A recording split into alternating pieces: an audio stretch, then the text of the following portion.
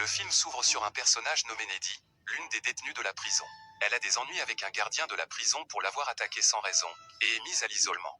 Neddy commence alors à raconter comment elle en est arrivée là, et nous sommes transportés dans son passé. Tout commence dans une scène de lycée. Neddy est une lycéenne ringarde et maladroite qui est la meilleure amie de Jennifer, une élève incroyablement belle et populaire. Elles sont amies depuis qu'elles sont petites, et même si tout le monde, y compris le petit ami de Neddy, Chip, se demande pourquoi elles restent amies car elles ne semblent plus avoir rien en commun, Neddy et Jennifer restent inséparables. Elles vivent dans une petite ville appelée Devil-Esquetle qui doit son nom à une chute d'eau inquiétante, avec un trou tourbillonnant dont personne ne sait où il mène. Des scientifiques viennent en ville pour enquêter, mais ils n'ont toujours rien compris à ce jour. Un jour, Jennifer s'approche de Neddy et lui demande de l'accompagner pour assister au concert d'un groupe indé appelé Low Shoulder. Jennifer lui dit également qu'elle trouve le chanteur attirant et qu'elle aimerait le séduire ce soir. Ne voulant pas que sa meilleure amie y aille seule, Neddy annule son projet de passer du temps avec son petit ami Chip ce soir, et accepte d'aller voir le groupe avec Jennifer. Plus tard dans la soirée, Chip accompagne Neddy alors qu'elle attend que Jennifer vienne la chercher pour aller voir le groupe. C'est là que nous apprenons que Neddy et Jennifer doivent avoir une sorte de connexion psychique, car Neddy est capable de dire au hasard quand Jennifer arrive chez elle. Chip, qui en est témoin, trouve cela très étrange.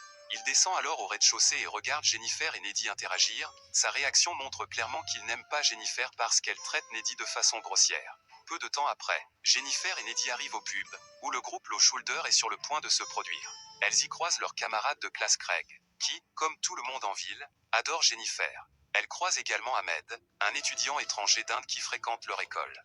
Ensuite, l'officier Roman, qui couche de temps en temps avec Jennifer, les aborde et tente de la draguer. Cependant, Jennifer le laisse tomber pour le chanteur de Low Shoulder, qu'elle aborde immédiatement avec Neddy à ses côtés. Jennifer se présente alors timidement à Nikolai, le chanteur, et lui propose de lui offrir un verre. Lorsque Jennifer se dirige vers le bar, Neddy entend Nikolai parler de manière inquiétante à son compagnon de groupe du fait que Jennifer doit être vierge. Comprenant que Nikolai pourrait être un prédateur, Neddy le confronte et lui demande de s'éloigner de Jennifer. Neddy tente alors de mettre Jennifer en garde contre Nikolai, mais Jennifer l'ignore tout simplement et fait remarquer qu'elle est loin d'être vierge à ce stade. Les deux femmes cessent de converser lorsque le groupe commence à jouer.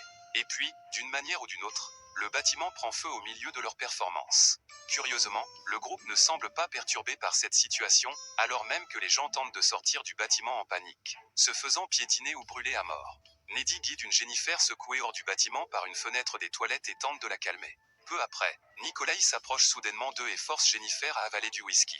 Il emmène ensuite Jennifer, l'air ahuri, tandis que Neddy supplie Jennifer de rester, mais Jennifer lui dit naïvement que tout va bien se passer.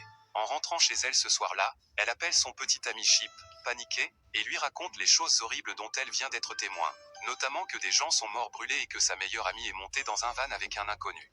Chip, qui n'aime pas Jennifer, dit à Neddy de ne pas s'inquiéter pour sa meilleure amie. Peu de temps après, Neddy sursaute en entendant la sonnette de la porte d'entrée. Elle descend pour y répondre, mais ne trouve personne devant la porte. Mais alors qu'elle est sur le point de remonter, elle commence à entendre des bruissements venant de la cuisine, et se déplace pour éteindre un évier qui goutte. Mais alors, Jennifer se tient devant elle, couverte de sang, avec un sourire lubrique sur le visage. Elle met ensuite à sac le réfrigérateur et tente de manger, mais vomit une substance noire ressemblant à du goudron.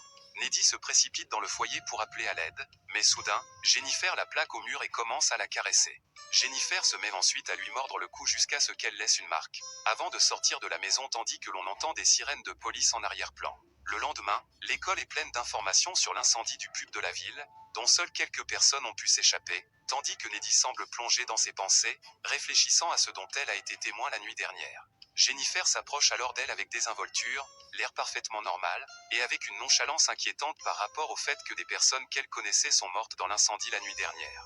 Jennifer fait même comme si elle ne se souvenait pas de la façon dont elle est entrée en trompe chez Neddy l'autre soir et a vomi sur le sol de la cuisine. Après les cours, Neddy essaie de parler à son petit ami de la manière sinistre dont Jennifer a agi la nuit dernière, mais il l'ignore et met en doute sa santé mentale. De l'autre côté de l'école, Jennifer s'approche de Jonas, le meilleur ami de Craig, qui est en deuil parce que Craig est mort dans l'incendie l'autre nuit. Jennifer le convainc alors que Craig lui a dit qu'elle et Jonas seraient bien ensemble, et attire Jonas pour qu'il la suive dans les bois.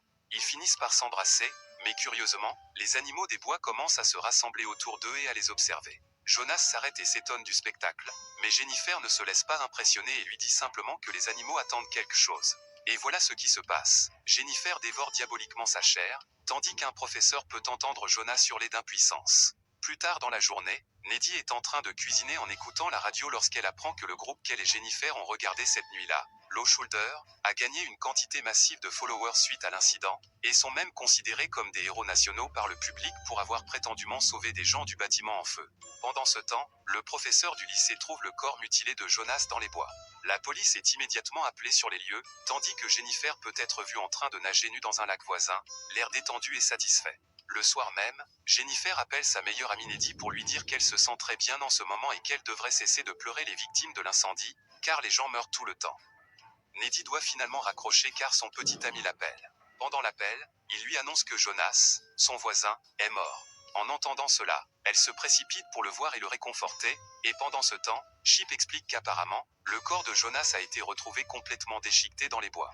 Les jours suivants, la ville entière est en deuil à cause des nombreuses vies perdues en si peu de temps, à l'exception de Jennifer, qui semble plus épanouie que jamais.